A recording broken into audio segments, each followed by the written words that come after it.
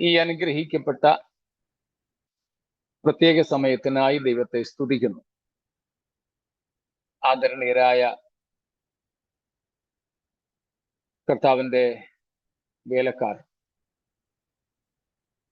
വിളിക്കപ്പെട്ട വിശുദ്ധന്മാർ, എല്ലാവർക്കും ക്രിസ്തുയേശുവിന്റെ നാമത്തിലുള്ള സ്നേഹ വന്ദനങ്ങൾ. നമ്മുടെ കർത്താവും രക്ഷിതാവുമായ യേശു ക്രിസ്തുവിന്റെ ദൈവവും പിതാവുമായവൻ ഇന്നും എന്നേക്കും വാഴ്ത്തപ്പെടുമാറാകട്ടെ. നമുക്കിന്ന് രാത്രിയിലും വെളിപ്പാട് പുസ്തക പഠനത്തിനായിട്ട് ഒരുമിച്ച് കൂടുവാൻ ദൈവം അവസരങ്ങളെ നൽകിയല്ലോ. ഇമ്മാനുവേലിന്റെ വിരിക്കപ്പെട്ട ചിറകിന് കീഴിൽ വീണ്ടും നമുക്ക് ശരണം ലഭിക്കുമാറാകട്ടെ. സ്തോത്രം. നാം വെളിപ്പാട് പുസ്തകം 19-ാം അധ്യായത്തിന്റെ 7, 8, 9 വാക്യങ്ങളായിരുന്നല്ലോ ചിന്തിച്ചു കൊണ്ടിരുന്നത്. 2-3 ഉപസംഹാരങ്ങൾ നമ്മൾ നടത്തി.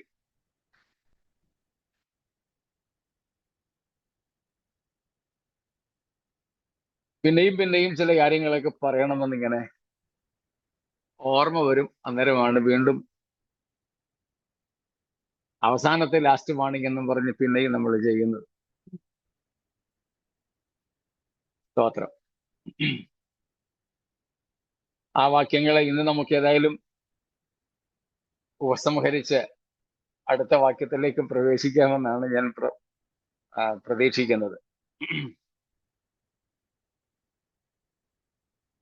നാം ഇതുവരെ കണ്ടുകൊണ്ടിരുന്നത് 1-ാമത്തെ വാക്യം മുതൽ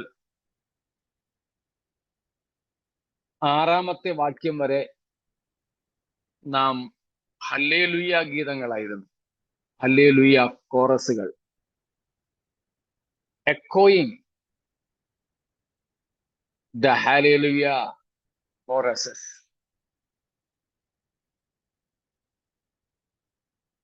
അതിനുള്ള വിവിധ കാരണങ്ങൾ നമ്മൾ കണ്ടു. 6-ാമത്തെ വാക്യത്തിൽ നാം കണ്ടത്, 6-ാമത്തെ വാക്യം ഒന്ന് വായിച്ചോളൂ. Then I heard what seemed to be the voice of a great multitude, like the roar of many waters, and like the sound of mighty peals of thunder, crying out, Hallelujah! For the Lord our God, the Almighty reigns. സ്തോത്രം. നാം സങ്കീർത്തനങ്ങളിലും കാണുന്നുണ്ട് ഇതുപോലെ ഒരു പ്രയോഗം. നാം ഇവിടെയും ഏതാണ്ട് അത് തന്നെ ആവർത്തിച്ച് കേൾക്കുകയാണ്. സ്തോത്രം. 97-ാം സങ്കീർത്തനത്തിന്റെ 1-ാമത്തെ വാക്യം, Psalms 97 verse 1.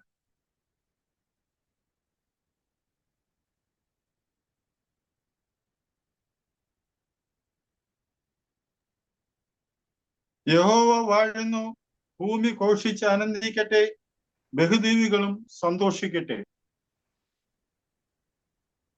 ഏതാണ്ട് ഈ വാക്യത്തിന്റെ ഒരാവർത്തനമാണ് നാം ഈ 6-ാം വാക്യത്തിൽ കാണുന്നത്. Lord God the Almighty reigns, and therefore shout Hallelujah. സർവശക്തിയുള്ള ദൈവമായ കർത്താവ് വാഴുന്നു, അതുകൊണ്ട് ഹല്ലേലൂയ ഘോഷം കേൾക്കുന്നു. സർവശക്തനായ യഹോവ വാഴുന്നു എന്ന് സങ്കീർത്തനത്തിൽ. അതുകൊണ്ട് ഭൂമി ഘോഷിച്ചാനന്ദിക്കട്ടെ, ബഹുദ്വീപുകളും സന്തോഷിക്കട്ടെ. ഈ പ്രത്യേക സാഹചര്യത്തിൽ നമ്മളുടെ രാജ്യവും നമ്മുടെ രാജ്യത്തെ ദൈവസഭയും ദൈവദാസന്മാരും ദൈവമക്കളുമൊക്കെ കടന്നു പോകുന്ന ഈ സാഹചര്യത്തിൽ ഈ വാക്യത്തിന് വളരെ പ്രസക്തിയുണ്ട്. ഇന്നും ഞാൻ ഒരു കുടുംബത്തെ കണ്ടു. ജാമ്യത്തിലാണ് അവർ. They're on bail. ഏതാണ്ട് ചില വർഷങ്ങളായി ഇതുവരെ ചാർജ് ഷീറ്റ് സമർപ്പിച്ചിട്ടില്ല. കേസ് പോലീസ് സ്റ്റേഷനിൽ തന്നെ കിടക്കുന്നതേ ഉള്ളൂ.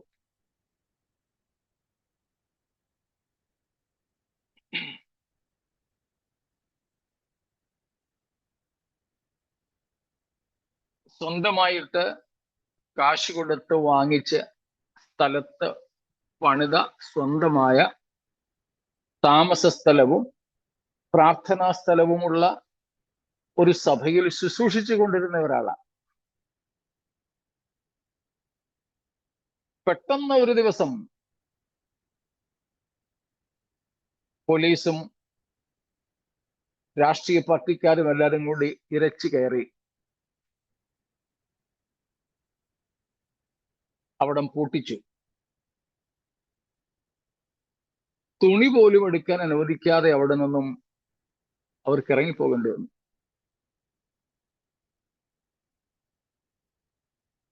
ചില വർഷങ്ങളായി. കുറച്ചുനാൾ മുമ്പും ആ ചർച്ചിലെ ചിലര് ഒന്ന് തൂത്തുവരിയൊക്കെ ഇടാമെന്ന് വിചാരിച്ച് ചെന്നു.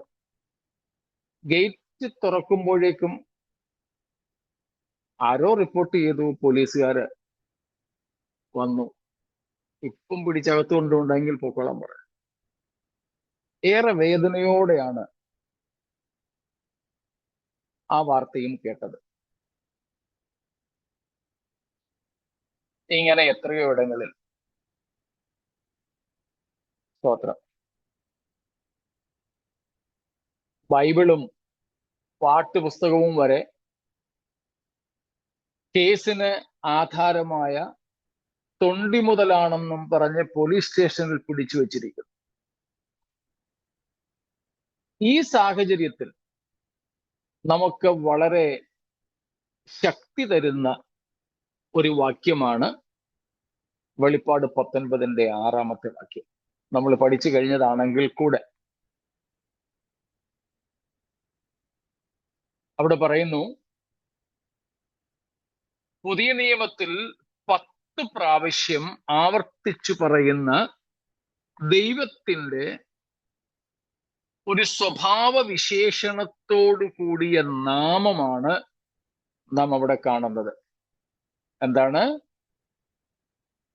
സർവശക്തൻ.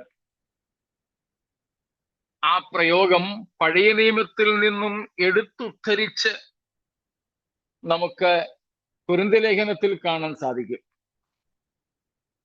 ബാക്കി എല്ലാ ഭാഗങ്ങളും, ബാക്കി 9 തവണകളും നമുക്ക് ഈ നാമം വെളിപ്പാട് പുസ്തകത്തിൽ മാത്രമാണ് പുതിയ നിയമത്തിൽ കാണുവാൻ ലഭിക്കുന്നത്.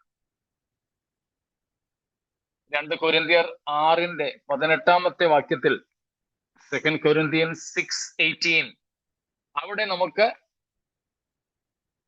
കാണാം ബാക്കിയുള്ള 10ൽ 9 വെളിപ്പാട് പുസ്തകത്തിലാണ്. ദൈവത്തെ അവിടെ വിളിക്കുന്ന പേരാണ് ഗാഡ് ദ ഓൾമൈറ്റി, സർവശക്തനായ അല്ലെ സർവശക്തിയുള്ള ദൈവം. മലയാളത്തിൽ 17 2 കൊരിന്ത്യർ. ഓക്കെ, 2 കൊരിന്ത്യർ 6 മലയാളത്തിൽ 17, ഇംഗ്ലീഷിൽ അത് 18 വാക്യമാണ്. പഴയ നിയമ ഉദ്ധരണിയാണ്. എടുത്തു വെച്ചേക്കാണെങ്കിൽ ഒന്ന് വായിച്ചു. 18 നിങ്ങൾക്ക് പിതാവും നിങ്ങൾ എനിക്ക് പുത്രന്മാരും പുത്രിമാരും ആയിരിക്കും എന്ന് മലയാളത്തിൽ 17. അതുകൊണ്ട് അവരുടെ നടുവിൽ നിന്ന് പുറപ്പെട്ട് വേർപെട്ടിരിപ്പാൻ എന്ന കർത്താവ് അരുളി ചെയ്യുന്നു. അശുദ്ധമായത് ഒന്നും തുടരുത്, എന്നാൽ ഞാൻ നിങ്ങളെ കൈക്കൊണ്ട്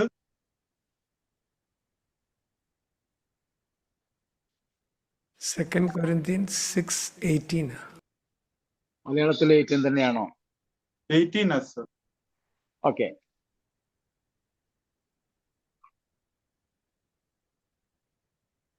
അപ്പം പഴയ നിയമത്തിൽ നിന്ന്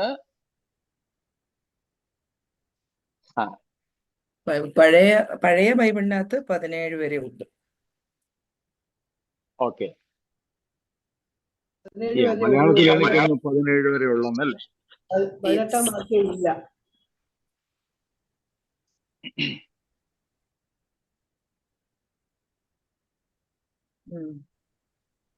പുത്രിമാരും ആയിരിക്കുമെന്ന് സർവശക്തനായ കർത്താവ് അരുളി ചെയ്യുന്നു. ഓക്കെ. പുതിയതിനകത്തിൽ 18 ഉണ്ടെന്ന് തോന്നേ. യെസ്. ഇംഗ്ലീഷിൽ എത്രയുണ്ടാകെ? 18. ഓക്കെ. ഓക്കെ,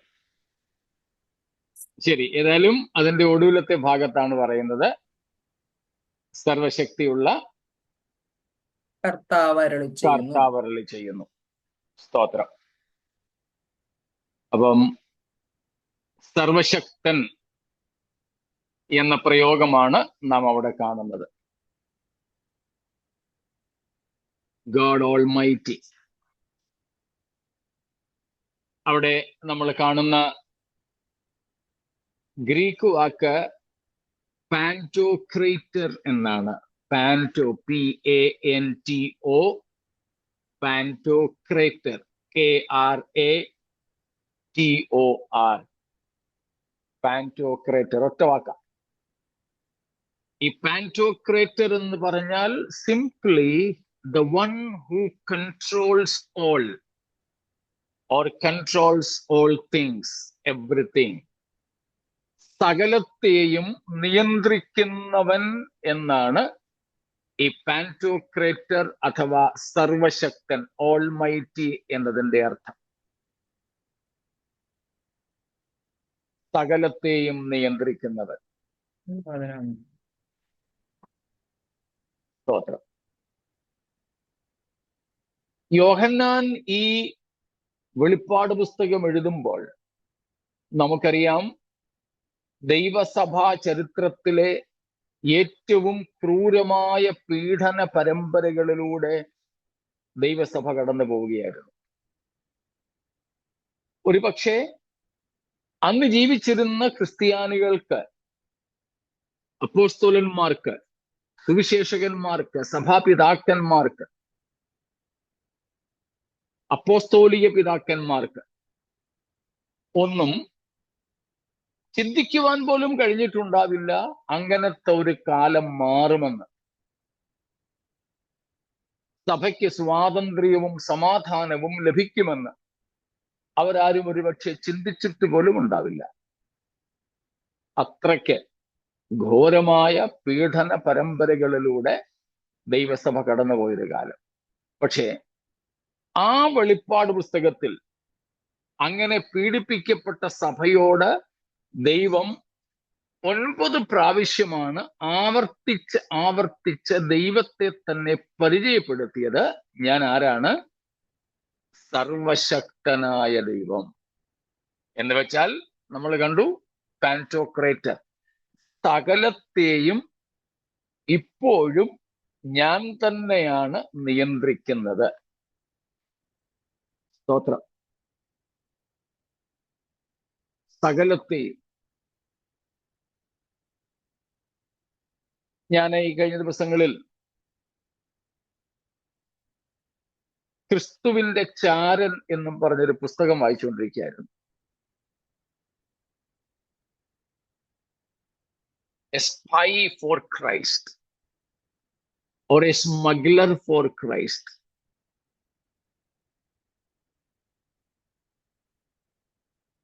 ഹിറ്റ്ലറിന്റെ ജർമ്മനി മുതൽ ഇങ്ങ് റൊമേനിയ, യൂഗോസ്ലാവ്യ തുടങ്ങി USSR വരെ, ചൈന തുടങ്ങിയുള്ള ഇരുമ്പുമറകളുടെ അയൺ ഡോഴ്സ്, ഇരുമ്പുമറകളുടെ രാജ്യങ്ങളിൽ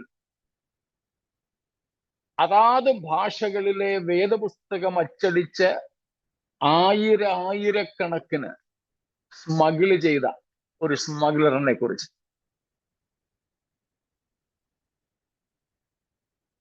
ആൻഡ്രൂ എന്ന ചുരുക്കപ്പേരാണ് അദ്ദേഹത്തിന്. അദ്ദേഹം വളരെ കുട്ടിയായിരുന്ന കാലം മുതൽക്കുള്ള കുറെ കാര്യങ്ങൾ.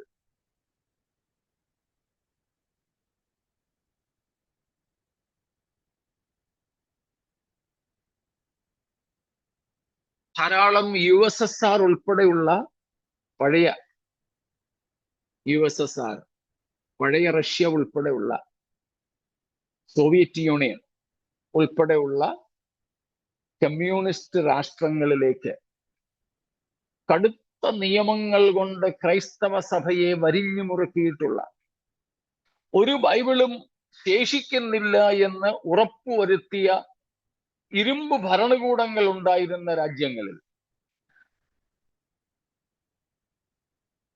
എന്തെല്ലാം വിധങ്ങളിൽ ബൈബിളുകൾ കടത്തുകയും സുവിശേഷകരെ എത്തിക്കുകയും സുവിശേഷ പ്രതികൾ കൊണ്ട് വിതരണം ചെയ്യുകയും പരസ്യയോഗങ്ങൾ നടത്തുകയും സഭകളെ ശക്തീകരിക്കുകയും ഒക്കെ ചെയ്ത ഒരു മനുഷ്യൻ. സ്തോത്രം. അദ്ദേഹത്തിൽ നിന്നും ഞാൻ പഠിച്ച ഒരു പ്രാർത്ഥനയുണ്ട്. യൂഗോസ്ലാവിയ തുടങ്ങിയുള്ള കമ്മ്യൂണിസ്റ്റ് രാഷ്ട്രങ്ങളിലേക്ക് ഒരു പ്രിന്റഡ് പേപ്പർ കഷണവും, പ്രിന്റ് ചെയ്ത ഒരു പേപ്പർ തുണ്ട് പോലും കടത്താൻ അനുവദിക്കാത്ത രാജ്യങ്ങളിലേക്ക് നൂറുകണക്കിന് ട്രാക്റ്റുകളും വേദപുസ്തകങ്ങളും അച്ചടിച്ച് ഒരു പഴയ ഫോക്സ് വാഗന്റെ കാറിനകത്ത് ബോർഡർ കടത്തിക്കൊണ്ട് പോകുമ്പോൾ ബോർഡറിന്റെ പുറകിൽ ഇറങ്ങി നിന്ന് ആ മനുഷ്യൻ പ്രാർത്ഥിച്ചു, കർത്താവേ, അങ്ങ് ഭൂമിയിലായിരുന്നപ്പോൾ ധാരാളം കുരുടന്മാരുടെ കണ്ണുകൾ തുറന്നിട്ടുണ്ടെന്ന് ഞാൻ വായിച്ചിട്ടുണ്ട്. ഞാനൊന്ന് തിരിച്ചു പ്രാർത്ഥിക്കുന്നു, കുരുടന്റെ കണ്ണ് തുറക്കുവാൻ കഴിയുമായിരുന്ന അങ്ങയ്ക്ക് ഈ പോലീസുകാരുടെ കണ്ണിനെ അന്ധമാക്കാനും കഴിയുമല്ലോ. അങ്ങ് ഇവർക്ക് തിമിരം പിടിപ്പിക്കണേ. ഇത് പ്രാർത്ഥിച്ചിട്ട് കുത്തി നിറച്ച ബൈബിളുമായിട്ട് അദ്ദേഹം വണ്ടിയെടുത്ത് മുമ്പോട്ട്. ബോർഡർ പോലീസ് ശക്തമായ പരിശോധന. കാറ് തുറന്നു, പെട്ടികൾ തുറന്നു, ബൈബിളാണ് എല്ലാം. അവര് കണ്ടു, ബൈബിൾ അവര് കൈകൊണ്ടെടുത്ത് ഇങ്ങനെ മാറ്റിവെച്ചു. പക്ഷെ അത് ബൈബിളാണെന്നും പ്രിന്റഡ് മാറ്റർ ആണെന്നും തിരിച്ചറിയാൻ ഈ ബോർഡർ പട്ടാളത്തിന് കഴിഞ്ഞില്ല. ഒന്നല്ല, പല വർഷങ്ങൾ, പല ആവർത്തി. അദ്ദേഹം പോലും പ്രതീക്ഷിച്ചിട്ടുണ്ടാവില്ല ഈ രാഷ്ട്രങ്ങളിൽ എന്തെങ്കിലും സ്വാതന്ത്ര്യത്തോടുകൂടെ വേദപുസ്തകവുമായിട്ട് പോകുവാൻ കഴിയുമെന്ന്. ചില രാജ്യങ്ങളിൽ അദ്ദേഹത്തിന് ആജീവനാന്ത വിലക്ക് കൽപ്പിച്ചു, ഇനി മേലിൽ ഈ മനുഷ്യൻ രാജ്യത്തെ കാലുകുത്തരുത്. ചിലയിടത്ത് പാസ്പോർട്ടും വീസയും വരെ റദ്ദാക്കി പ്രിന്റ് ചെയ്ത് കൊടുത്തു. എന്നാൽ ആ രാജ്യങ്ങളിലെ ഇരുമ്പു മറകളെ തുറന്ന് അദ്ദേഹത്തിന്റെ ജീവകാലത്ത് തന്നെ സുവിശേഷത്തിന് വേണ്ടി വാതിലുകൾ തുറക്കുന്നത് കാണാനും ആ വാതിലുകളിലൂടെ അകത്ത് കടക്കുവാനും തനിക്ക് തന്നെ സാധിച്ചിട്ടുണ്ട്. ആ അദ്ദേഹത്തിന്റെ ബയോഗ്രഫി, ജീവചരിത്രം വായിച്ചുകൊണ്ടിരിക്കുമ്പോഴും ഈ കാര്യങ്ങൾ എൻ്റെ മനസ്സിലേക്ക് വന്നു. അതുകൊണ്ടാണ് ഞാൻ നമ്മുടെ ആ ഭാഗം പഠിച്ചു കഴിഞ്ഞതാണെങ്കിലും ഒന്നും കൂടെ ഓർപ്പിക്കുന്നത്. സ്തോത്രം. നമ്മുടെ ദൈവത്തിന്റെ പേര് സർവശക്തൻ. അർത്ഥം സകലത്തിൻ്റെയും നിയന്ത്രിതാവ്. ഭരണകൂടങ്ങളെ, നിയമകർത്താക്കളെ, പോലീസോ പട്ടാളമോ രാഷ്ട്രീയ പാർട്ടികളോ സർക്കാരുകളോ നിയമ വ്യവസ്ഥിതികളോ എന്തുമാകട്ടെ, സകലത്തെയും നിയന്ത്രിക്കുന്നത് നമ്മൾ അബ്ബാ പിതാവേ എന്ന് വിളിക്കുന്ന നമ്മുടെ ദൈവമാണെന്ന് തിരിച്ചറിഞ്ഞാൽ ജീവിതത്തിന്റെ ഏത് പ്രതികൂലങ്ങളുടെ നടുവിലും നമ്മൾ പതറിപ്പോവുകയില്ല. സ്തോത്രം. പതറുകയില്ല. നമ്മുടെ കൂട്ടത്തിൽ തന്നെയുള്ള ഒരാള് ഇന്ന് നമ്മുടെ മീറ്റിങ്ങിന് അല്പം മുമ്പ് എനിക്കൊരു സന്ദേശം അയച്ചു.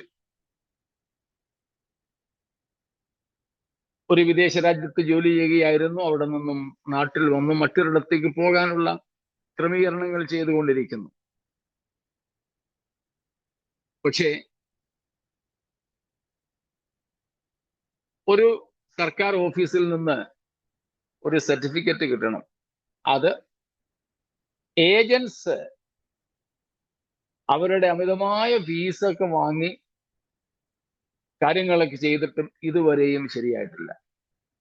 എനിക്ക് ആളുടെ മെസ്സേജ് അയച്ചു, ഇന്ന് ഈ കാര്യങ്ങളൊന്നും ശരിയാകാതെ വന്ന് അവിടെ ചെന്ന് ജോയിൻ ചെയ്യേണ്ട രാജ്യത്ത് അവർ തന്ന അവധി കഴിഞ്ഞിട്ടും ഒന്നും ആകാഞ്ഞപ്പോൾ മനസ്സിനൊരു പ്രയാസവും ഒക്കെ ഉണ്ടായി. പക്ഷെ പിന്നീട് പെട്ടെന്ന് ദൈവത്തിൽ ധൈര്യപ്പെട്ടു. ദൈവത്തിന്റെ ഹിതപ്രകാരം മാത്രം കാര്യങ്ങൾ ചെയ്യണേ എന്ന് പ്രാർത്ഥിക്കുന്ന ഞാൻ ഈ വിഷയത്തിൽ ആകുലപ്പെടേണ്ട ആവശ്യം ഇല്ല. ദൈവമാണ് സകലത്തെയും നിയന്ത്രിക്കുന്നത്. നമ്മൾ പണ്ടും പറഞ്ഞിട്ടുള്ളത് പോലെ still God is on the driver's seat. മാറിയിട്ടില്ല, ഡ്രൈവർ മാറിയിട്ടില്ല. നമ്മുടെ കർത്താവ് തന്നെയാണ് ഇപ്പോഴും സകലവും നിയന്ത്രിക്കുന്നത്. സ്തോത്രം. നാം അതുകൊണ്ട് ജീവിതത്തിന്റെ ഏതൊരു സാഹചര്യത്തിലും ഭയപ്പെടേണ്ടതില്ല, ഭാരപ്പെടേണ്ടതില്ല. നമ്മൾ നേരത്തെ പഠിച്ച വേദഭാഗങ്ങൾ തന്നെയാണ്. അതിൽ നമ്മൾ ഇനിയും കാണാനിരിക്കുന്നത് 2 വാക്യങ്ങൾ മാത്രമേ ഉള്ളൂ. ബാക്കിയുള്ള 9 വാക്യങ്ങളും നമ്മൾ നേരത്തെ പഠിച്ചതാണ്. എങ്കിലും എല്ലാം കൂടെ ഒരുമിച്ച് വേണമെങ്കിൽ ഒന്ന് പറഞ്ഞേക്കാം. ഞാൻ പറഞ്ഞല്ലോ, പുതിയ നിയമത്തിൽ ദൈവത്തെ സർവശക്തൻ എന്ന് പറയുന്ന 10 ഭാഗങ്ങളുണ്ട്. അതിൽ ഒരെണ്ണം നമ്മളിപ്പോൾ വായിച്ച 2 കൊരിന്ത്യർ 6 അവസാനത്തെ വാക്യം. പഴയ ബൈബിളിൽ 17 വാക്യങ്ങളേ ഉള്ളൂ. ഇംഗ്ലീഷിൽ 18 ഉണ്ട്. പുതിയ മലയാളം പ്രിന്റിലും 18 ഉണ്ടെന്ന് എനിക്ക് തോന്നുന്നത്. ഏതായാലും ശരി, അവസാനത്തെ വാക്യം. ബാക്കി 9 തവണകളും വെളിപ്പാട് പുസ്തകത്തിൽ തന്നെയാണ്. ആ റെഫറൻസുകൾ ഒന്ന് പറയാം, ആർക്കെങ്കിലും എഴുതുവാൻ വേണമെങ്കിൽ. 1-ാം അധ്യായം 8-ാം വാക്യം. എല്ലാം വെളിപ്പാട് പുസ്തകമാണ്, അതുകൊണ്ട് പുസ്തകത്തിന്റെ പേര് ആവർത്തിക്കത്തില്ല. 1 verse 8. 4:8. 4 verse 8. 11:17. 11 verse 17. 11:17. 15:3. 15:3. 15:3. 16:7. 16:7. 16 verse 7. 16 verse 14. 16:14. 16:14. ഇപ്പോൾ നമ്മൾ കണ്ടുകൊണ്ടിരിക്കുന്ന 19:6. 19 verse 6. 19:15. 19:15. And 21:22. 21:22.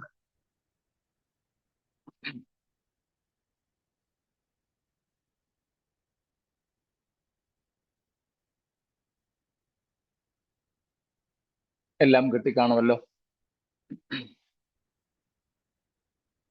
അപ്പൊ ഈ ഭാഗങ്ങളിലെല്ലാം 10 പ്രാവശ്യം, അതിൽ വെളിപ്പാടിൽ 9 പ്രാവശ്യം ആവർത്തിച്ചു പറയുന്നു, നമ്മുടെ ദൈവം സകലത്തെയും നിയന്ത്രിക്കുന്നവനാണ്. ഏതൊരു ഭരണാധികാരിയും ഹിറ്റ്ലർ പോലെയുള്ള വടക്കൻ കൊറിയയിലെ ഭരണാധികാരിയെ പോലെയുള്ള, ചൈനയിലെ ആജീവനാന്ത പ്രസിഡന്റിനെ പോലെയുള്ള ഏതൊരുത്തനും ഏത് കസേരയിലും ഏത് സിംഹാസനത്തിലും ഇരിക്കട്ടെ, സ്തോത്രം, ഭരണം, നിയന്ത്രണം നമ്മുടെ കർത്താവിന്റെ കരങ്ങളിലാണ്. ആ ഒരു ബോധ്യം നമുക്ക് മതി. സ്തോത്രം.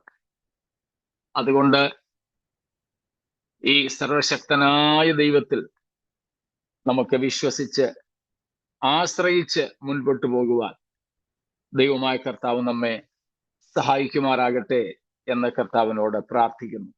ദൈവത്തിന് സ്തോത്രം.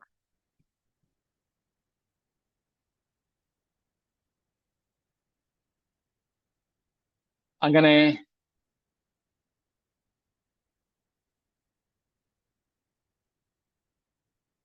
ദൈവത്തെ സ്തുതിച്ച് മഹത്വപ്പെടുത്തുവാനുള്ള കാരണം സർവശക്തിയുള്ള ദൈവമായ കർത്താവ് വാഴ്ച നടത്തുന്നു എന്നുള്ളതാണ്. സങ്കീർത്തനത്തിലും നാം അതായിരുന്നുവല്ലോ കണ്ടത്. The Lord reigns, let the earth rejoice. സ്തോത്രം.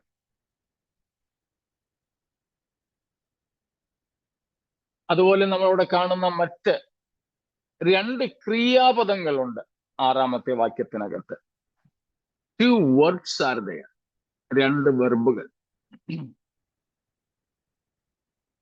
ഒന്ന് നാം കാണുന്നത് ഹെയ്റെയിൻ എന്നുള്ളതാണ്. ഹെയ്റെയിൻ, CHAIREIN,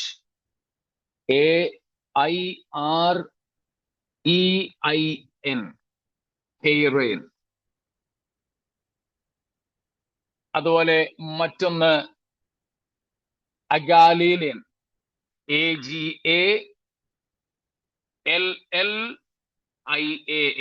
അഗാലിയൻ, AGALLIAN, അഗാലിയൻ. അതാണ് നാം അവിടെ കാണുന്നത്. റിജോയ്സ് ആൻഡ് ബി ഗ്ലാഡ്, സന്തോഷിച്ച് ഉല്ലസിച്ച്, സന്തോഷിച്ച് ഉല്ലസിച്ച്, സന്തോഷിക്കുക, ഉല്ലസിക്കുക. ഈ 2 ക്രിയാപദങ്ങളും കൂടെ ഒരുമിച്ച് ഉപയോഗിച്ച് നാം കാണുന്നത് ബൈബിളിൽ തന്നെ 2 ഇടങ്ങളിലേ ഉള്ളൂ. ഒന്നാണ് നമ്മൾ സങ്കീർത്തനത്തിൽ വായിച്ചത് 97-ന്റെ 1-ൽ, let the earth rejoice. അപ്പം ആ 2 പദങ്ങളും കൂടെ, അല്ലെങ്കിൽ 2 ക്രിയാപദങ്ങളും കൂടെ നാം അവിടെ കാണുന്നുണ്ട് 97-ന്റെ 1-ൽ. അതുപോലെ രണ്ടാമത് നാം കാണുന്നത് ഇവിടെയാണ്. സ്തോത്രം. അപ്പം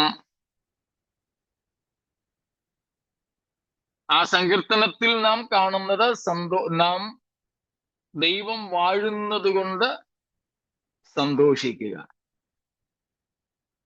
2 ഇടങ്ങളിലാണ് ഈ 2 ക്രിയകൾ, ഉല്ലസിക്കുകയും സന്തോഷിക്കുകയും, റിജോയ്സ് ആൻഡ് ഗ്ലാഡ്, കാണുന്നത്. അതിൽ ഒന്ന് നാം ഇപ്പോൾ കാണുന്ന ഈ വെളിപ്പാട് 19-ന്റെ 6-ാമത്തെ വാക്യത്തിലാണ്. ആ സന്തോഷത്തിന്റെ ഭാഗമാണ് നാം സങ്കീർത്തനത്തിൽ കണ്ടത്. ഈ 2 ക്രിയാപദങ്ങളും കൂടെ ഒരുമിച്ച് കാണുന്ന 2-ാമത്തെ സ്ഥലം നമ്മൾ നേരത്തെ പഠിച്ച ഒരു വാക്യമാണ്. യേശുക്രിസ്തു തന്റെ പർവ്വത പ്രസംഗത്തിൽ, ഗിരിപ്രഭാഷണത്തിൽ പറഞ്ഞത്, മത്തായി 5-ന്റെ 12-ാമത്തെ വാക്യം. അവിടെ കർത്താവ് പറയുന്നത്, സ്തോത്രം, rejoice and be glad, for your reward is great in heaven.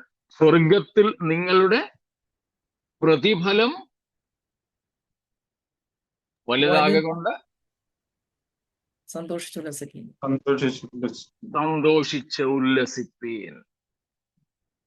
അപ്പൊ ഈ രണ്ടിടങ്ങളിലാണ് ഈ രണ്ട് ക്രിയകളും കൂടെ ഒരുമിച്ച് നാം കാണുന്നത്. ഒന്ന് ഗിരിപ്രഭാഷണത്തിൽ, ഒന്ന് വെളിപ്പാട് 19. സ്തോത്രം. ആ വെളിപ്പാട് 19 6 വാക്യത്തോട് ചേർന്ന് നാം കാണുന്ന ഭാഗമാണ് സങ്കീർത്തനം 97 കർത്താവിന്റെ വാഴ്ച നിമിത്തം സന്തോഷിക്കുക എന്ന പ്രയോഗം.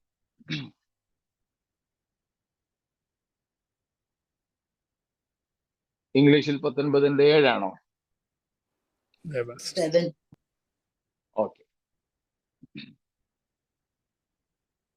ഇംഗ്ലീഷിൽ 7ാമത്തെ വാക്യാണ്. മലയാളത്തിൽ എഴുതന്നെ പക്ഷെ സന്തോഷിച്ച് ഉല്ലസിക്കുക എന്നുള്ളതോ? മലയാളം 7. ഓക്കെ. 7ാമത്തെ വാക്യം.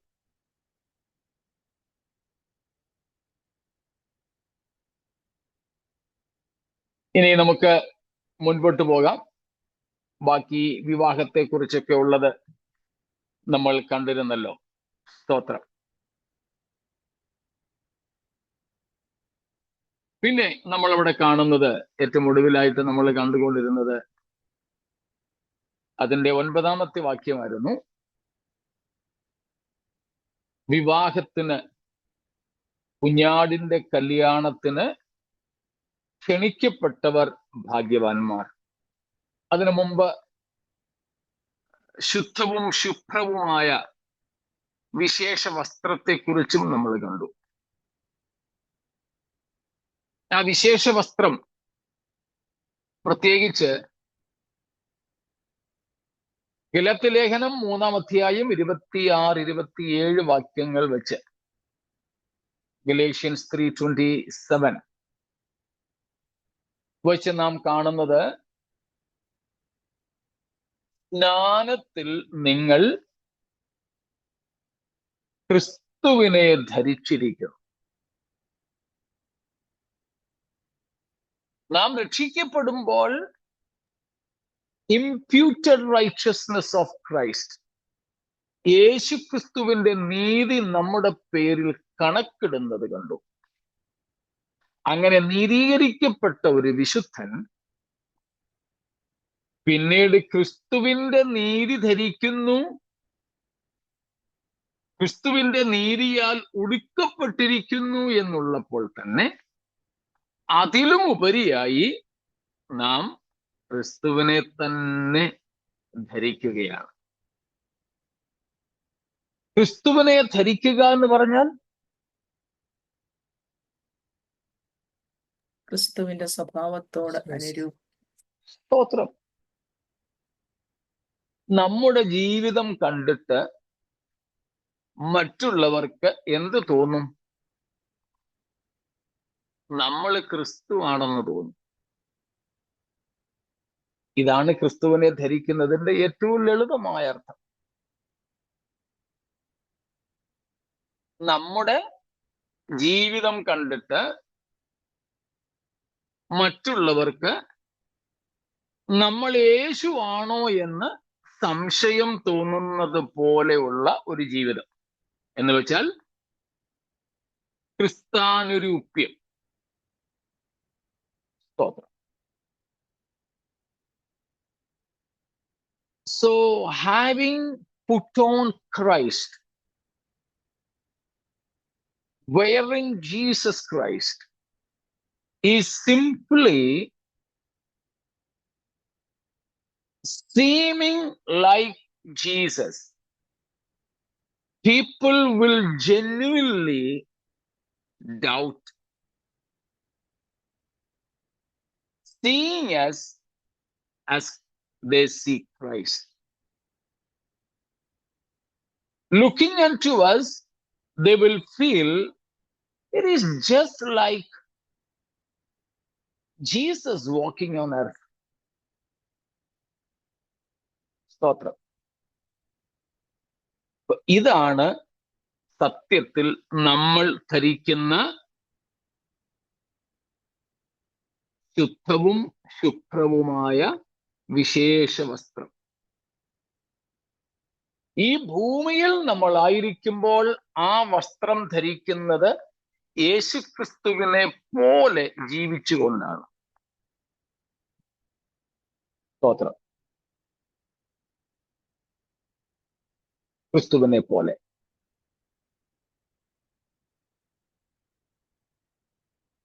അതും കഴിഞ്ഞിട്ടാണ് നാം കാണുന്നത് കല്യാണ സദ്യക്ക് ക്ഷണിക്കപ്പെട്ടവർ ഭാഗ്യവാന്മാർ. സ്തോത്രം. കല്യാണ സദ്യക്ക്, കുഞ്ഞാടിന്റെ കല്യാണത്തിന് ക്ഷണിക്കപ്പെട്ടവർ അഥവാ വിളിക്കപ്പെട്ടവർ ഭാഗ്യവാൻ. നമ്മൾ കണ്ടു, നാം കേവലം ക്ഷണിതാക്കളല്ല, ദൈവസഭ മണവാട്ടിയാണ്. ഈ വിവാഹം നടക്കുന്നത് ഉൽപ്രാവണ സമയത്താണെന്ന് ധരിക്കുന്നതിനേക്കാൾ പ്രതിഫല വിഭജനത്തിന് ശേഷം നാം ഭൂമിയിലേക്ക് കർത്താവിനോട് കൂടെ വരുന്ന സമയത്താണ് എന്ന് വിശ്വസിക്കുന്നത് തന്നെയാണ് കൂടുതൽ യുക്തം. കാരണം ക്ഷണിതാക്കളുടെ സംഖ്യ പൂർണ്ണമാകുന്നത് എപ്പോൾ മാത്രമേ ഉള്ളൂ?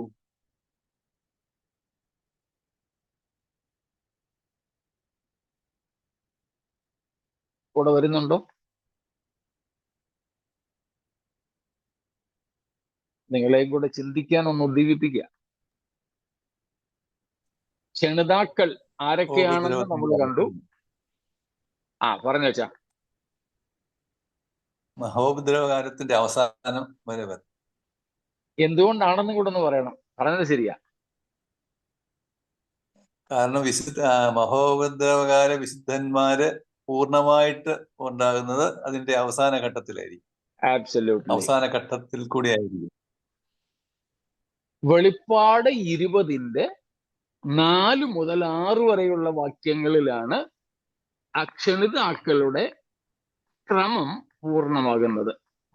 അക്ഷണിതാക്കളിൽ ഒടുവിലത്തെ കൂട്ടരായി നമ്മൾ പഠിച്ചത് മഹാപീഡനകാല വിശുദ്ധന്മാരെന്നാണ്. ഈ മഹാപീഡനകാല വിശുദ്ധന്മാരിൽ ഭൂരിപക്ഷവും രക്തസാക്ഷികളായിരിക്കും. അവരുടെ ഉയർപ്പ് നടക്കുന്നത് യേശുക്രിസ്തുവിന്റെ 1000 ആണ്ട് വാഴ്ചയ്ക്ക് തൊട്ട് മുൻപ്, അല്ലെങ്കിൽ 1000 ആണ്ട് വാഴ്ചയുടെ തുടക്കത്തിലാണ്. അപ്പോൾ അവരും കൂടെ ഉൾപ്പെട്ട ഒരു വിശുദ്ധ സംഘമാണ് കുഞ്ഞാടിന്റെ കല്യാണ വിരുന്നിലേക്ക് ക്ഷണിക്കപ്പെടുന്നവർ.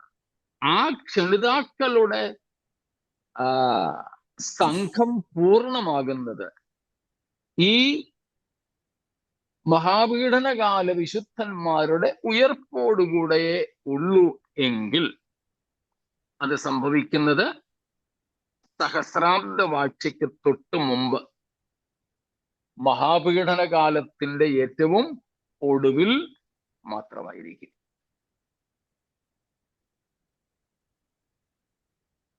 ഇത്രയും കാര്യങ്ങള് വ്യക്തമാണോ? എന്തെങ്കിലും ചോദ്യങ്ങൾ ഇതുവരെ?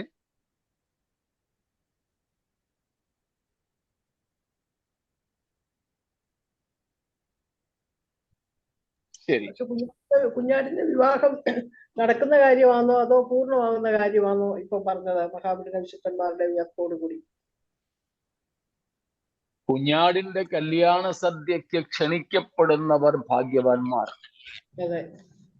അവർ ക്ഷണിക്കപ്പെടുന്നവർ ആരൊക്കെയാണെന്ന് നേരത്തെ കണ്ടു. 3 കൂട്ടർ.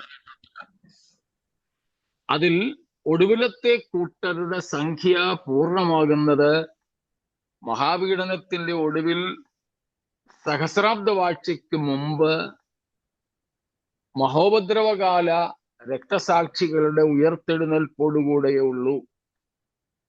അങ്ങനെയാണെങ്കിൽ വിവാഹത്തിന് ക്ഷണിക്കപ്പെടുന്നവർ ഇവരാണെങ്കിൽ വിവാഹം നടക്കുന്നത് അപ്പോഴാണെന്നാണ് പറഞ്ഞത്.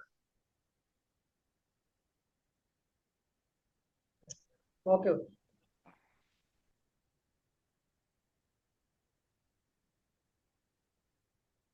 മറ്റെന്തെങ്കിലും?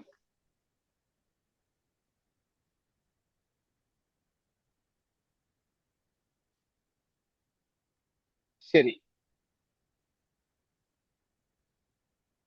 വിവാഹ സദ്യ, കല്യാണ സദ്യ. നമുക്ക് പഴയ നിയമത്തിലും പുതിയ നിയമത്തിലും ഈ കല്യാണ സദ്യയെക്കുറിച്ച് കാണാൻ പറ്റുന്നുണ്ട്. അതിനെ യഹൂദന്മാരുടെ ഭാഷയിൽ പറഞ്ഞാൽ മെസ്സിയാനിക് ബാൻക്വറ്റ് എന്നാണ് വിളിക്കുന്നത്.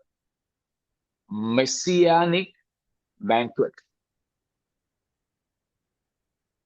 മശിഹായുടെ വിരുന്ന്, മശിഹായുടെ വിരുന്ന്.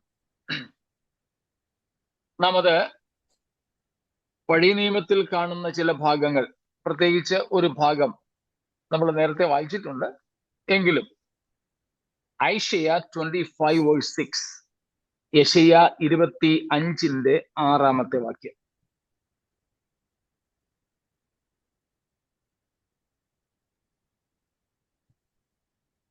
സൈന്യങ്ങളുടെ യഹോവ ഈ പർവ്വതത്തിൽ സകല ജാതികൾക്കും മൃഷ്ടഭോജനങ്ങൾ കൊണ്ടും മറ്റൂരിയ വീഞ്ഞുകൊണ്ടും ഒരു വിരുന്ന് കഴിക്കും.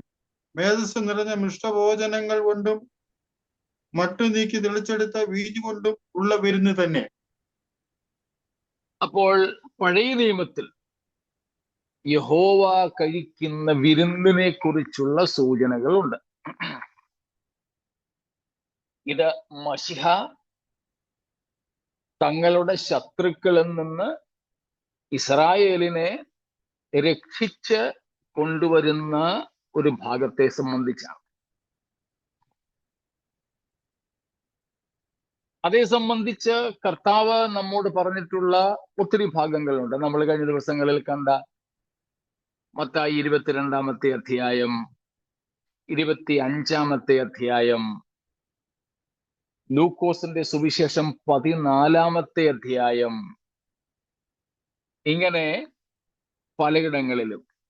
കൂടാതെ മത്തായി 8:11, മാത്യു 8:11,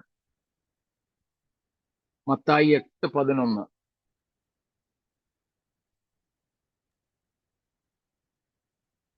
കിഴക്ക് നിന്നും പടിഞ്ഞാറ് നിന്നും അനേകർ വന്നു അബ്രഹാമിനോടും ഇസ്ഹാക്കിനോടും യാക്കോബിനും കൂടെ സ്വർഗരാജ്യത്തിൽ പന്തിക്കിയിരിക്കും. സ്വർഗരാജ്യത്തിൽ പിതാക്കന്മാരോടുകൂടെ പന്തിക്കിരിക്കുന്നതിനെ കുറിച്ച് ഇവിടെ കർത്താവ് പറയുന്നു. അപ്പം ഒരു വിരുന്നിനെ കുറിച്ചുള്ള സൂചനകൾ പഴയ നിയമത്തിലും പുതിയ നിയമത്തിലും ഉണ്ട്. ഉപമകൾ നമ്മൾ പലതും കണ്ടു. മത്തായി 22-ലും 25-ലും. അതുപോലെ മത്തായി 22-ൽ നമ്മൾ കഴിഞ്ഞ ദിവസം കണ്ടതിനോട് തത്തുല്യമായ ഉപമയാണ് ലൂക്കോസ് 14-ാമത്തെ അധ്യായം 18 തൊട്ടുള്ള വാക്യങ്ങളിൽ പറഞ്ഞിരിക്കുന്നത്. ഇങ്ങനെ കർത്താവ് ആവർത്തിച്ച് അക്കാര്യങ്ങൾ പറഞ്ഞു. അതോടൊപ്പം യേശുക്രിസ്തുവിന്റെ അന്ത്യ അത്താഴത്തിൽ, ലാസ്റ്റ് സപ്പർ, അന്ത്യ അത്താഴത്തിലും കർത്താവ് പറയുന്ന കാര്യം നമുക്കറിയാം. മത്തായി 26-29, 26-29, മാത്യു.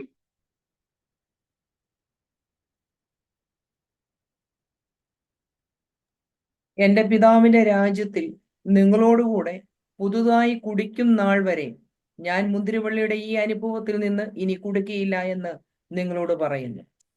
സ്തോത്രം. ഇവിടെ എല്ലാം നമുക്ക് കാണാൻ കഴിയുന്നത് ഒരു വിരുന്ന്. അതിന് രണ്ടർത്ഥങ്ങളുമുണ്ട്. അക്ഷരികമായ ഒരു വിരുന്ന്,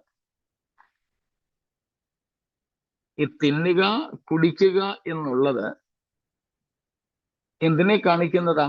അല്ലെ ഈ അത്താഴ വിരുന്ന്, കല്യാണ വിരുന്ന് എന്നൊക്കെ ഉള്ളത് എന്തിനെ കാണിക്കുന്നതാണ്?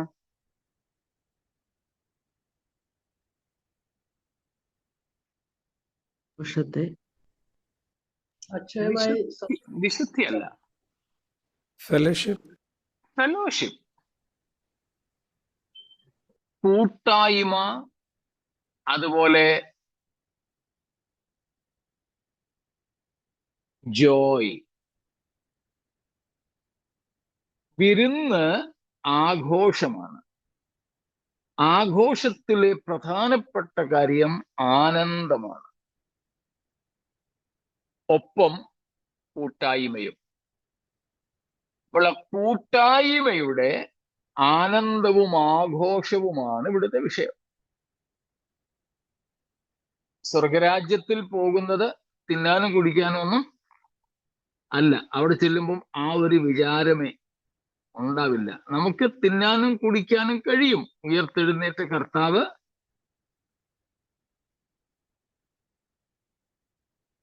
കുഞ്ഞുങ്ങളെ എമ്മൗസിലേക്ക് പോയ ശിഷ്യന്മാരോടുകൂടെ ഭവനത്തിൽ പോയി ഭക്ഷണം കഴിച്ചു. കഴിക്കാൻ ഇരുന്നു. അതുപോലെ തിബരിയാസ് കടൽക്കരയിൽ മീൻ പിടിക്കാൻ പോയ ശിഷ്യന്മാർക്ക് പ്രത്യക്ഷനായപ്പോൾ അവിടെയും അപ്പവും കനലിന്മേൽ ചുട്ട മീനും അവരോടുകൂടെ പ്രാതല് കർത്താവ് കഴിച്ചിട്ടുണ്ട്. അതുപോലെ മുറി അടച്ചിരുന്നപ്പോൾ ഉയർത്തെഴുന്നേറ്റ യേശു കർത്താവ് നിങ്ങൾക്ക് സമാധാനമെന്നും പറഞ്ഞ മുറിക്ക് അകത്ത് വന്നപ്പോഴും അവര് പേടിച്ചു.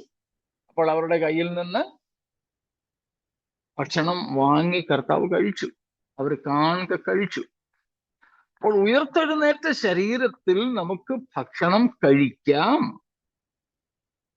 പക്ഷേ സ്വർഗരാജ്യത്തിലേക്ക് പോകുന്നത് ഈ കൊതിയോടുകൂടെയൊന്നും അല്ല, ഭക്ഷണം കഴിക്കാനേ അല്ല.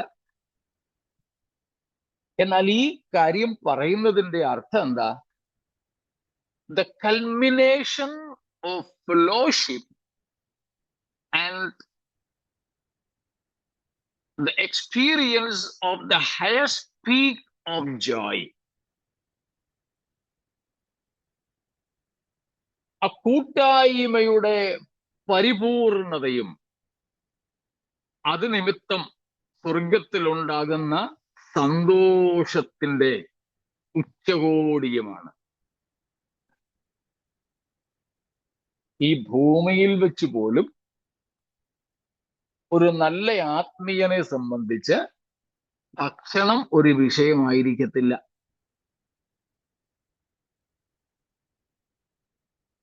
എങ്കിൽ പിന്നെ അവൻ ഈ ശരീരം വിട്ട് ഒരു വിണ്മയമായ ശരീരം പ്രാപിച്ചു കഴിയുമ്പോൾ എത്രയധികം അതിൽ നിന്ന് അവൻ വിമോചിതനായിരിക്കും.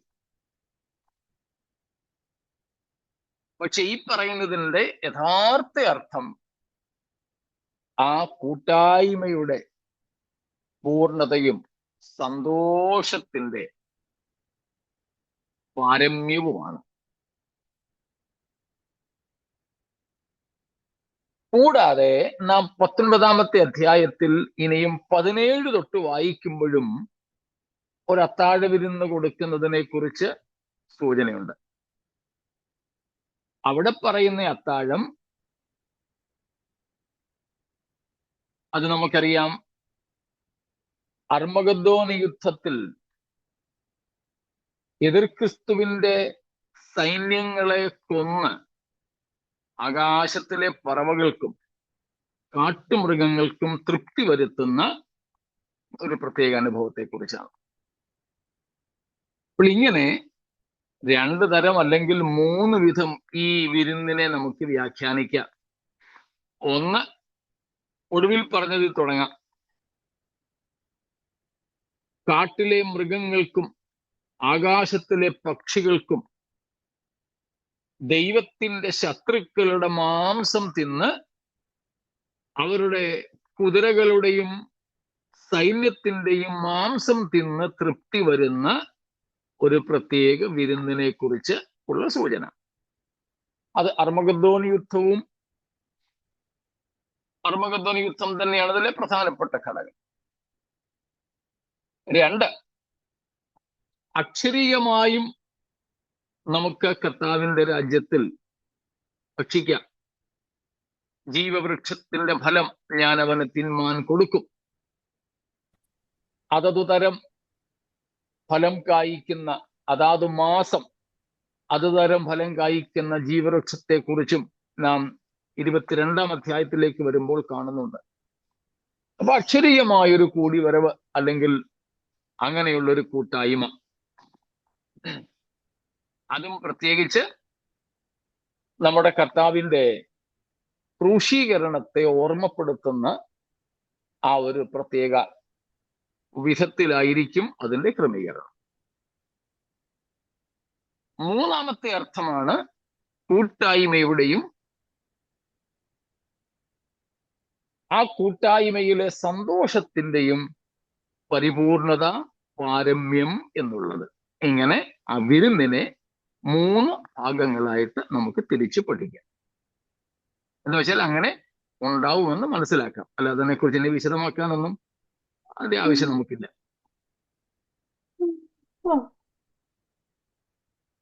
ഇത്രയും കാര്യങ്ങളിൽ എന്തെങ്കിലും സംശയങ്ങൾ?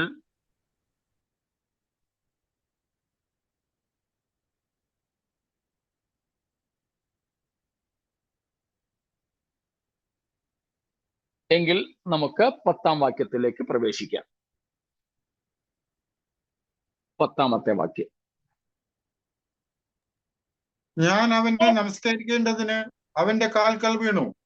അപ്പോൾ അവൻ എന്നോട്, അതരുത്, ഞാൻ നിനക്കും യേശുവിന്റെ സാക്ഷ്യമുള്ള നിന്റെ സഹോദരന്മാർക്കും സഹഭൃത്യനത്രേ.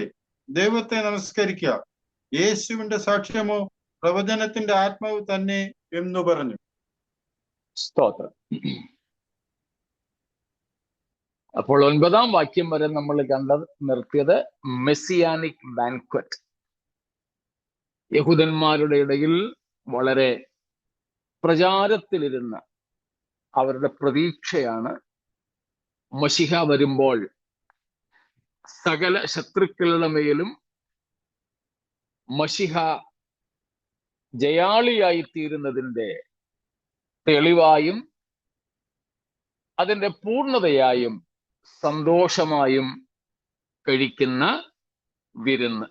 ആ അർത്ഥവും കൂടെ കർത്താവ് മനസ്സിൽ വെച്ചുകൊണ്ടാണ് ഈ രാജപുത്രന്റെ വിരുന്നിനെ കുറിച്ചൊക്കെയുള്ള ഉദാഹരണങ്ങൾ അഥവാ ഉപമകൾ പല ആവർത്തി, പല രീതികളിൽ, പല വേദികളിലായി ക്രിസ്തു പറഞ്ഞത്. മെസ്സിയാനിക് ബാൻക്വറ്റ്. അതേ സംഗതി തന്നെ കർത്താവ് നമുക്കും പകർന്നു തന്നിരിക്കുന്നു. കർത്താവിനോടൊപ്പം ഉള്ള ആ ഒരു കൂട്ടായ്മ നമുക്കൊക്കെ അറിയാമല്ലോ. ചില ഹോട്ടലുകാര്, അല്ലെങ്കിൽ ഹോട്ടൽ എന്ന് പറഞ്ഞാൽ റെസ്റ്റോറൻറ്റ്സ്, നമ്മുടെ നാട്ടിലെ ഹോട്ടൽ അനുസരിച്ചാ പറഞ്ഞത്. വേറെ ചില സംഘങ്ങൾ, സംഘടനകളൊക്കെ അവരുടെ പരസ്യത്തിന് വേണ്ടിയും പൈസ ഉണ്ടാക്കാൻ വേണ്ടിയും അവരുടെ റേറ്റിംഗ് കൂട്ടാൻ വേണ്ടിയുമൊക്കെ ഓരോ സെലിബ്രിറ്റീസ്, ഓരോ താരങ്ങളുമായിട്ട് ഒരു കാപ്പി കുടിക്കാൻ ഒരു അവസരം, താരങ്ങളുമായിട്ട് ഇത്ര മിനിറ്റ് ചാറ്റ് ചെയ്യാൻ അവസരം എന്നൊക്കെ പറഞ്ഞ് പരസ്യങ്ങൾ കൊടുക്കും. അതിനൊക്കെ വേണ്ടി ലക്ഷക്കണക്കിന് രൂപ മുടക്കാനും ആൾക്കാർ തയ്യാറാണ്. അവരുടെ പ്രിയപ്പെട്ട താരം, അതൊരു ചിലപ്പോൾ സ്പോർട്സ് പേഴ്സൺസ് ആയിരിക്കും, ചിലപ്പോൾ സിനിമാ ലോകത്തെ ഏതെങ്കിലും സെലിബ്രിറ്റീസ് ആയിരിക്കും. അങ്ങനെയുള്ള ഏതെങ്കിലും ഒരു VIP, ഒരു താരം, ഒരു സെലിബ്രിറ്റിയോടുകൂടെ ഒരു കാപ്പി കുടിക്കാൻ, ഒന്ന് ചാറ്റ് ചെയ്യാൻ, ഒരു ഫോട്ടോ എടുക്കാൻ, ഒരു സെൽഫി എടുക്കാൻ, അല്ലെങ്കിൽ ആ ഒരു സെലിബ്രിറ്റിയുടെ കൂടെ ഒരു 5 മിനിറ്റ് ചെലവഴിക്കാൻ ഒക്കെ ഒരു അവസരമുണ്ടെന്നൊക്കെ പറഞ്ഞാൽ എന്തൊരു ഇടിയാണെന്നുള്ളത് നമുക്കറിയാം. അവരെ അറിയാത്ത, അവരോടൊരു സ്നേഹവും കരുതലും ഇല്ലാത്ത, അവരുള്ളതും ഇല്ലാത്തതും ഒരുപോലെ മാത്രം കണക്കാക്കുന്ന ഈ അവരുടെ പ്രിയപ്പെട്ട ഹീറോസിന്റെ കൂടെ, അവരുടെ താരങ്ങളോടുകൂടെ ഒന്നിരിക്കാനും കാത്തുകുടിക്കാനും കഴിയുന്നത് എന്തോ ഒരു സന്തോഷ. ഇവിടെ തന്നെ ചിലപ്പോഴൊക്കെ വാർത്ത കാണാറുണ്ട്, ചില സിനിമാ താരങ്ങളുടെയും അങ്ങനെയുള്ളവരുടെയൊക്കെ വീടിന്റെ വാതിൽക്കൽ പോയി നിൽക്കാൻ ഒക്കത്തില്ല, പിന്നെ നിൽക്കാൻ പറ്റുന്ന ദൂരപരിധിയിൽ ആഴ്ചകളായിട്ട് ആ പ്രിയ താരത്തെ ഒന്ന് കാണാൻ വേണ്ടി കാത്തു കിടക്കുന്ന ആൾക്കാരെ കുറിച്ച് പേപ്പറിലൊക്കെ വരാറുണ്ട്.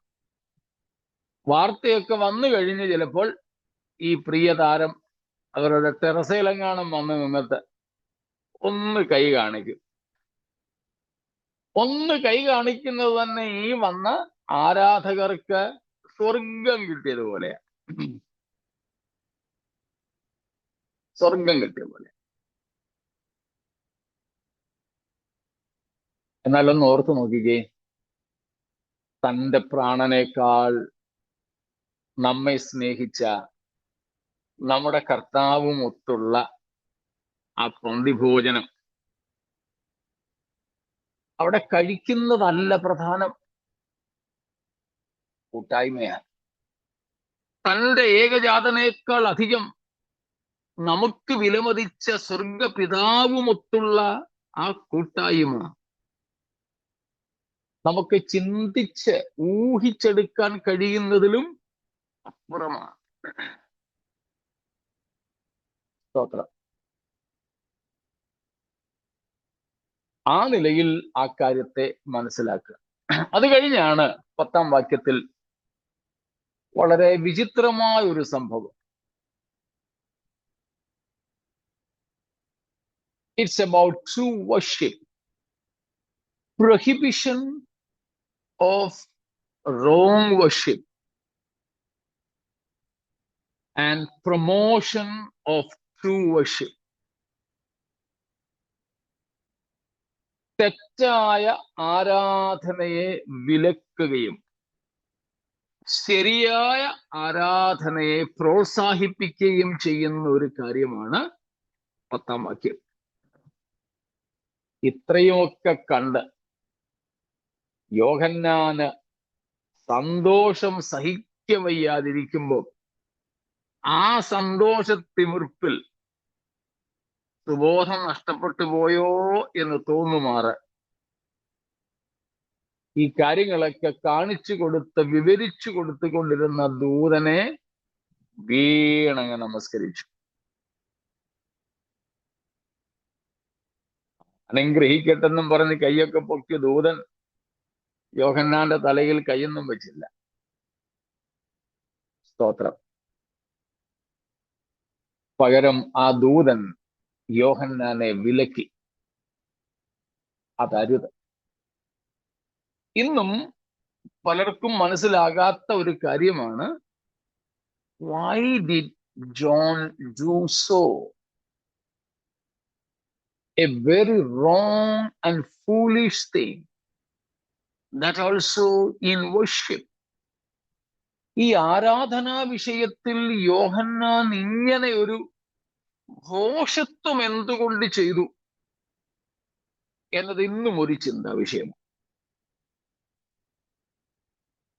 എന്നാൽ അത് പൊതുവെ മനസ്സിലാക്കുന്നത്, it happened to teach us a true lesson of prohibition and promotion.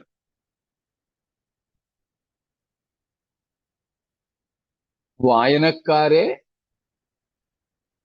ആരാധനയെ പറ്റിയുള്ള ശരിയും തെറ്റും ഇതിനിടയിൽ തന്നെ ഒന്നെടുത്ത് പഠിപ്പിക്കാൻ വേണ്ടി പരിശുദ്ധാത്മാവ് അറിഞ്ഞുകൊണ്ട് ചെയ്ത ഒരു കാര്യമായി നമുക്കതിനെ മനസ്സിലാക്കാം. യോഹന്നാന് നന്നായിട്ട് അറിയാവുന്ന കാര്യമാണ് ഇത് തെറ്റാണെന്ന്. എന്നിട്ടും എന്തുകൊണ്ട് എന്ന് വെച്ചാൽ, യഹൂദന്മാർക്കിടയിൽ പൊതുവെ ദൂതന്മാരെ ആരാധിക്കുക എന്ന ഒരു രീതി നിലനിന്നിരുന്നു. സഭയ്ക്കകത്തേക്ക് ഇവര് രക്ഷിക്കപ്പെട്ട് ക്രിസ്ത്യാനികളായി വന്നിട്ടും യഹൂദന്മാരുടെ മനസ്സിൽ നിന്ന് മായാതെ നിന്ന ഒരു സംഗതിയാണ് ദൂതശ്രേഷ്ഠതയും ദൂതാരാധനയും ഒക്കെ.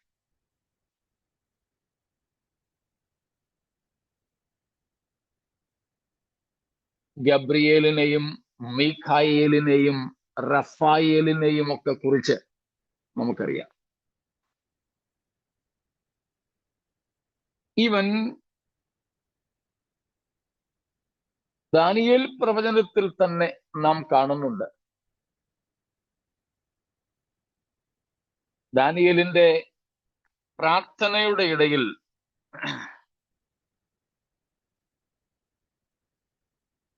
ദൂതൻ വന്നിട്ട് പറയുന്നു, 6-ാം അധ്യായത്തിലുമുണ്ട് 10-ാം അധ്യായത്തിലുമുണ്ട്. 6-ന്റെ 2-ാമത്തെ വാക്യത്തിൽ 6-ന്റെ 2 6:2 ഡാനിയേൽ, അവരുടെ മേൽ 3 അധ്യക്ഷന്മാരെ നിയമിപ്പാൻ ഭാര്യവേശിന് ഇഷ്ടം തോന്നി. ഈ മൂവരിൽ ഡാനിയേൽ ഒരുവനായിരുന്നു. രാജാവിന് നഷ്ടം വരാതിരിക്കേണ്ടതിന് പ്രധാന ദശാധിപതികൾ ഇവർക്ക് കണക്ക് ബോധിപ്പിക്കേണ്ടതായിരുന്നു. 10-ാമത്തെ അധ്യായത്തിലും നാം അത് കാണുന്നുണ്ട്. ദാനിയേലിന്റെ പ്രാർത്ഥന ദൈവസന്നിധിയിൽ കൊണ്ടുപോവുകയും ദാനിയേലിന് മറുപടിയുമായി വരുന്ന ദൂതനെയും ഒക്കെ നമുക്ക് 10-ാം അധ്യായത്തിൽ കാണാം. അതുപോലെ അപ്പോക്രിഫൽ ബുക്സിലും ഇതിനെക്കുറിച്ചുള്ള കൂടുതൽ രേഖകളുണ്ട്. അപ്പൊ ഇവിടങ്ങളിലൊക്കെ നാം കാണുന്നത് ദൂതന്മാർ വിശുദ്ധന്മാരുടെ പ്രാർത്ഥന ദൈവസന്നിധിയിൽ കൊണ്ടെത്തിക്കുന്നു.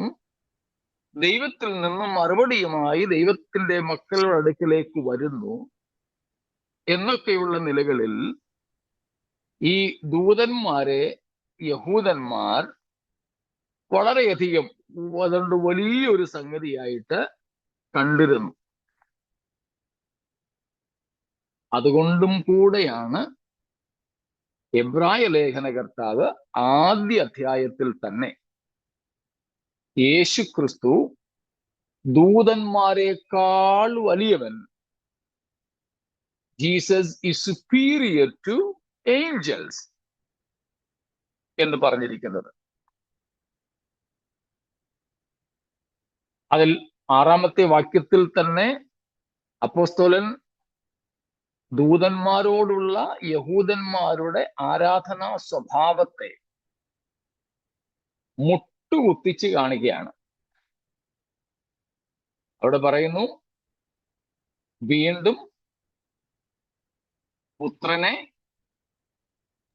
ലോകത്തിൽ പ്രവേശിപ്പിക്കുമ്പോൾ, ആദ്യജാതനെ പിന്നെയും ഭൂതലത്തിലേക്ക് പ്രവേശിപ്പിക്കുമ്പോൾ ദൈവത്തിന്റെ സകല ദൂതന്മാരും അവനെ നമസ്കരിക്കണമെന്ന് താൻ അരുളി ചെയ്യുന്നു.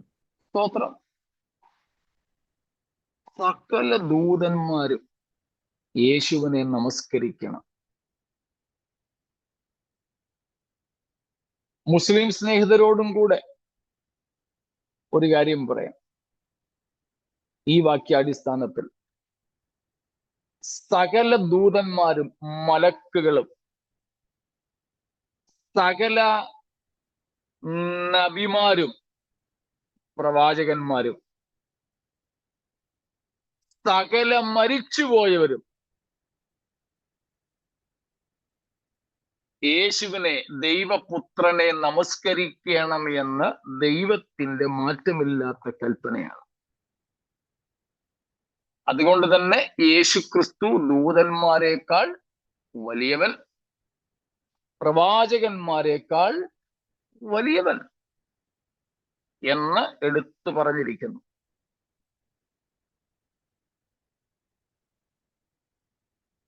അപ്പൊ പൊതുവെ ദൂതന്മാരെ ആരാധിക്കുക എന്നും